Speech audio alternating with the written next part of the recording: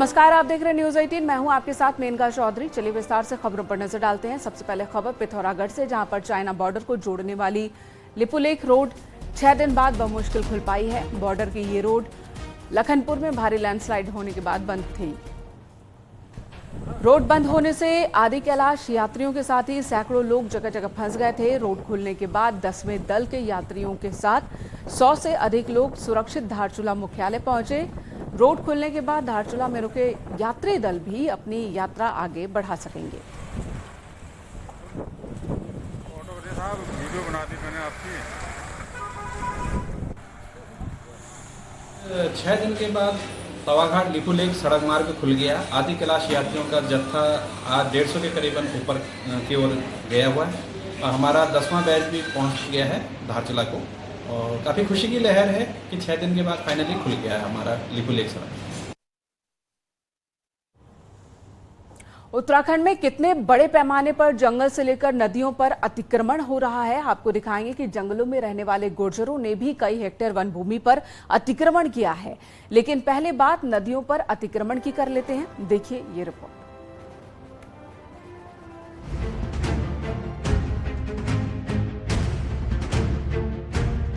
One विभाग के अतिक्रमण हटाओ अभियान का दूसरा फेज शुरू हो चुका है। इसके तहत 23 प्रमुख नदियों के किनारे से अतिक्रमण हटाया जा रहा है। 1 जून से शुरू हुए इस अभियान के तहत 125 एकड़ भूमि अतिक्रमण मुक्त कराई जा चुकी है। देहरादून की आसन और शीतला नदी भी उन नदियों में शामिल है जो अतिक्रमण के बोझ से दम तोड़ती जा रही हैं। न्यूज 18 ने ग्राउंड जीरो पर आसन नदी में जाकर पड़ताल की। ये आसन नदी है और आसन नदी के दोनों ओर बड़े पैमाने पर कई मीलों तक इसी तरह से अवैध बस्तियां बस रही हैं, इंक्रोचमेंट हो रहा है, कब्जे हो रहे हैं। ये आप देखेंगे कि आसन नदी के इस एरिया में, इसके नदी तटों पर यहाँ पर किस तरह से ये बड़े पैमाने पर धीरे धीरे अवैध बस्तियां बस गई हैं। और सिर्फ 1-2 नहीं, इस पूरे एरिया में धीरे धीरे इसी तरह से बस्तियों की एक बाढ़ सी आ गई है। अब आपको दिखाते हैं शीतला नदी का हाल। ये आसन नदी की सहायक नदी है। इस नदी के किनारे अतिक्रमण के नाम पर एक बड़ी साजिश की बू आती है। चालाकी इतनी कि यहाँ मजार के साथ दिखावे के लिए मंदिर भी बना दिया गया। पिछले 5 महीने से झोपड़ी डालकर यहाँ रह रहे मजरूफ हसन कह रहे हैं कि ये मंदिर बांग्लादेशी हिंदुओं ने बनाया है।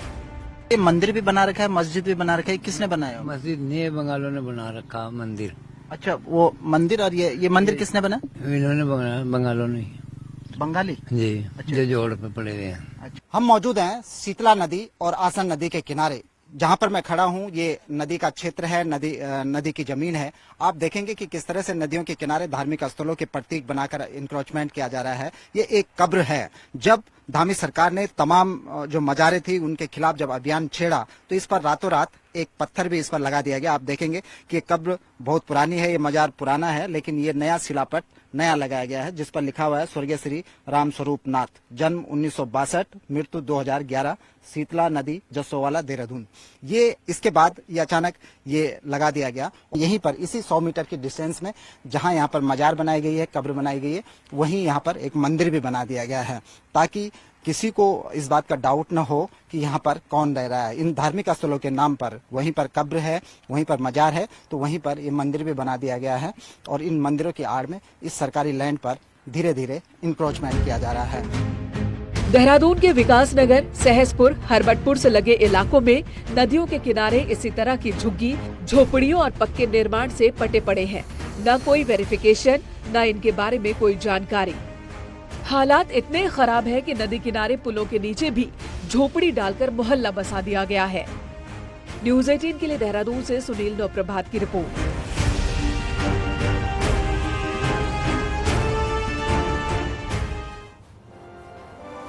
अभी तक जंगलों में धार्मिक अतिक्रमण के मामले सामने आ रहे थे, लेकिन अब जो खुलासा हुआ है वो और भी ज्यादा चौंकाने वाला है। जंगल में रह रहे गुर्जर परिवारों ने सैकड़ों हेक्टेयर भूमि पर कब्जा कर लिया है। जांच कराई गई तो पता चला कि तराई वेस्ट में तो गुर्जर वन भूमि पर खेती तक कर रहे हैं। इन गुर्जरों ने ये जमीन किराए पर दूसरों को भी खेती के लिए दे दी है। वन मुख्यालय ने अब सभी फॉरेस्ट डिवीजन को पत्र भेजा है और अतिक्रमण को चिन्हित करने के निर्देश दिए हैं। तराई वेस्टर्न सर्कल में आमपोखरा, बन्नाखेड़ा और ज्वालापुर रेंज में 3 गुर्जर परिवारों ने 84 हेक्टेयर वन भूमि और आमपोखरा रेंज में एक वन गुर्जर परिवार की ओर से 72 हेक्टेयर वन भूमि पर कब्जा कर वहां खेती की जा रही है। वन मंत्री सुबोध उनियाल का कहना है कि ऐसे अतिक्रमण के खिलाफ तत्काल कार्रवाई की जाएगी। शिकायत आ रखी है कि वहाँ जो वन क्षेत्र है वहाँ पे बाहरी लोगों द्वारा जो है बटाई खेती की जा रही है, बटाई पे वन गुजर द्वारा जो है खेती की जा रही है। तो इसकी जांच करने के लिए जो है संबंधित जो वन संरक्षक है उनको निर्देश दिए गए हैं। यहाँ पे देखिए, गुजरों के लिए जो गुजर आइडेंटिफाइड है उनमें जो कुछ की पुनर्वास किया जा चुका है, कुछ का पुनर्वास की प्रक्रिया जारी है और परमिट भी बनाओ में उन्हीं को दिया जा रहा है जो लगातार कई वर्षों से जिनके पास परमिट धारी है और जिसमें यहाँ पर घुसपैठ हुई है, दूसरे राज्यों से आए हैं, उनको चिन्हित करके निश्चित रूप से उसके बारे में निर्णय लिया जाएगा। इधर बीजेपी दायित्वधारियों की एक लिस्ट वायरल हुई है जिसमें मंत्री, राज्य मंत्री समेत 101 बीजेपी नेताओं के नाम हैं। वहीं वायरल हो रही इस लिस्ट पर बीजेपी ने कहा कि वायरल हो रही ये लिस्ट फर्जी है।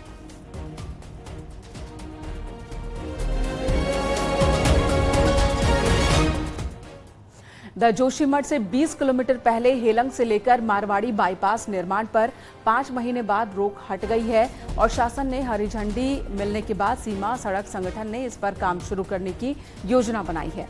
पहले चरण में बीआरओ सुरक्षा दीवारों का निर्माण काम शुरू करेगा, जबकि दूसरे चरण में हिल कटिंग का काम किया जाएगा। इस बाईपास के बनने से एक तरफ जहां तीर्थ यात्रियों को तकरीबन 40 किलोमीटर की दूरी कम तय करनी होगी, तो वहीं भारत चीन सीमा क्षेत्र से सटे हुए सेना के कैंप और गांव में आवाजाही सुगम हो सकेगी। मठ में जनवरी महीने में जो भू धसा हुआ उसके बाद इस निर्माण कार्य पर रोक लगा दी गई थी। आप देखिए, ये मारवाड़ी के पास हेलंग से सीधे ये सड़क निकलेगी और लगभग 5 किलोमीटर का सफर जो है वो आसान हो जाएगा हेलंग से सीधे जब आप बद्रीनाथ धाम की तरफ जाएंगे। और अभी अगर वर्तमान समय की बात करें तो लगभग यात्रियों को 20 किलोमीटर लंबा सफर करके मारवाड़ी पुल तक पहुंचना पड़ता है। एक सबसे बड़ी बात यह भी है कि इस हेलंग मारवाड़ी बाईपास में लगभग 300 मीटर का लंबा पुल भी बनाया जाना है जो भारत में किसी भी इलाके में अभी तक नहीं बनाया गया है। Nitin Semwal, news 18, Marwari bypass. इधर अंतर्राष्ट्रीय योग दिवस को लेकर सीएम पुष्कर सिंह धामी ने कहा कि उत्तराखंड में अभी ऋषिकेश योग की राजधानी है, लेकिन आने वाले समय में सरकार कई अनजान जगहों को भी पहचान दिलाने की योजना पर काम कर रही है। इसके साथ ही सीएम धामी ने कहा कि 21 जून को अंतर्राष्ट्रीय योग दिवस के मौके पर प्रदेश के मंदिरों में योग के कार्यक्रम आयोजित किए जाएंगे। मूल केंद्र है वो भी हमारा उत्तराखंड है, इसलिए हमने ये तय किया है कि नए डेस्टिनेशन जो पहले से हमारे प्रचलित हैं उनको विश्व के सभी लोग जाने, क्योंकि आने वाले समय में उत्तराखंड आध्यात्मिक और सांस्कृतिक राजधानी केंद्र के रूप में जानी जाएगी। और माननीय प्रधानमंत्री जी ने भी अपने संबोधन में जो 9 रत्नों का उल्लेख किया है उसमें उत्तराखंड को एक प्रमुख केंद्र के रूप में योग और अध्यात्म के क्षेत्र में आगे का जो विकास होना है उस दिशा में होना है। इसलिए हमने तय किया है कि सरकार जो है विभिन्न जो हमारे धार्मिक स्थान हैं और ऐसे स्थान हैं जो सांस्कृतिक रूप से समृद्ध हैं या आगे उनको विकास की ओर ले जा सकता है, उन सभी केंद्रों को जो है केंद्र मानकर हम लोग जो है योग दिवस को मनाएंगे। इधर हरिद्वार में पार्किंग के टेंडर आवंटन में मनमानी के आरोप में सिंचाई विभाग के अधिकारियों पर कार्रवाई हो सकती है। एसडीएम ने पूरे मामले की जांच की रिपोर्ट डीएम को सौंप दिए हैं, जिसके बाद डीएम ने पार्किंग के टेंडर फिर से करवाने और दोषियों पर कार्रवाई करने के संकेत दिए। आपको बता दें, सिंचाई विभाग ने चमगादड़ टापू पर बनाई गई एक स्थायी पार्किंग का टेंडर जारी किया था। टेंडर प्रक्रिया में कई अनियमितताएं सामने आई और अब जांच के बाद सिंचाई विभाग के एग्जीक्यूटिव इंजीनियर पर कार्रवाई हो सकती है।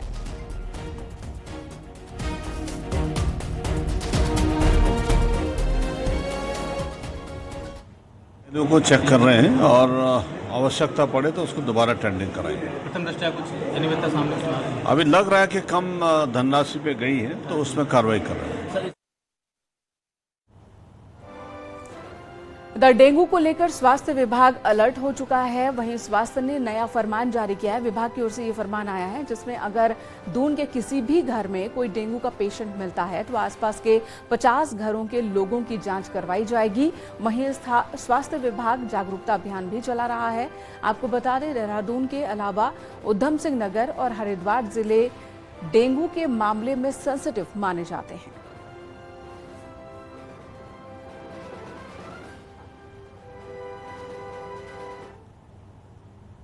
पूरी आशाओं के माध्यम से यदि कोई भी केस मिलता है तो फिर हमारी रैपिड एक्शन टीम है जिसमें मेनली आशाओं का रोल रहता है। आशाएं घर घर जाके और उस क्षेत्र की एएनएम के माध्यम से हम घर घर जाके सैंपल करते हैं। वो सैंपल लेते भी यदि उस घर के आसपास के लोगों में भी फीवर है तो उनके हम टेस्ट के लिए सैंपल लेते हैं। जो डेंगू के प्रति जो अवेयरनेस है लोगों की वो बदस्तूर जारी है। शहर में फॉगिंग का कार्य शुरू कर दिया जा चुका है और जैसे लगातार बीच बीच में बरसात हो रही है तो लार्विसाइडल का छिड़काव भी किया जा रहा है। इसके अतिरिक्त यदि कोई भी डेंगू या फिर ऐसी कोई संक्रामक रोग का कोई भी केस आता है। देहरादून की सुद्धोवाला जेल में 2 कैदियों के बीच खूनी संघर्ष हो गया। बैरक में बिस्तर लगाते वक्त दोनों के बीच बहस हुई, जिसके बाद एक कैदी ने दूसरे पर कैंची से हमला कर दिया और बुरी तरह से वो कैदी जख्मी हो गया। वहीं पुलिस कर्मचारियों ने बमुश्किल स्थिति को संभाला।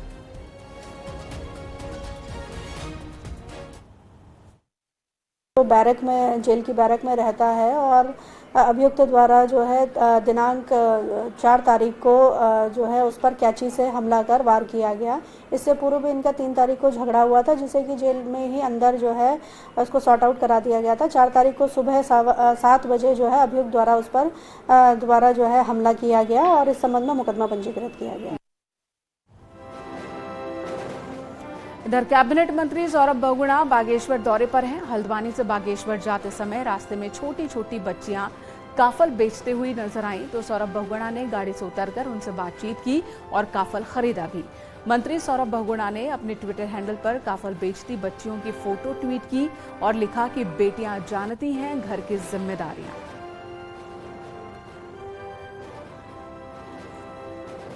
सौरभ बहुगुणा ने ये तस्वीर खुद ही ट्वीट की है जहां पर एक छोटी बच्ची से काफल खरीदते उनसे बातचीत करते हुए दिख रहे हैं। दरअसल सौरभ बहुगुणा रास्ते पर थे, अपने काम से जा रहे थे और तभी उन्होंने देखा इन बच्चियों को तो इनसे काफल खरीदा और साथ ही ट्वीट किया इस कैप्शन के साथ कि बच्चियां जानती हैं घर की जिम्मेदारियां क्या है। हल्द्वानी से बागेश्वर जा रहे थे सौरभ बहुगुणा।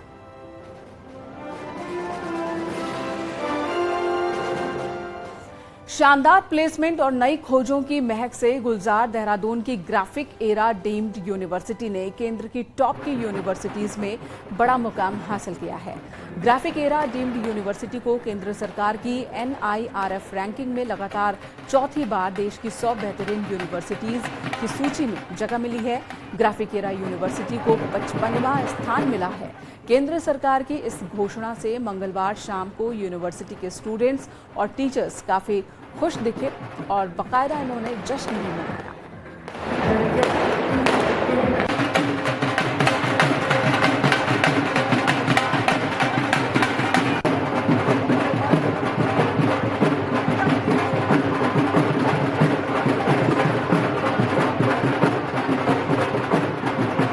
ये बता के मुझे बहुत खुशी हो रही है कि NIRF में इस दफ़े लगातार चौथी दफ़े हम टॉप 100 में आए, यूनिवर्सिटी कैटेगरी में भी और इंजीनियरिंग कैटेगरी में भी।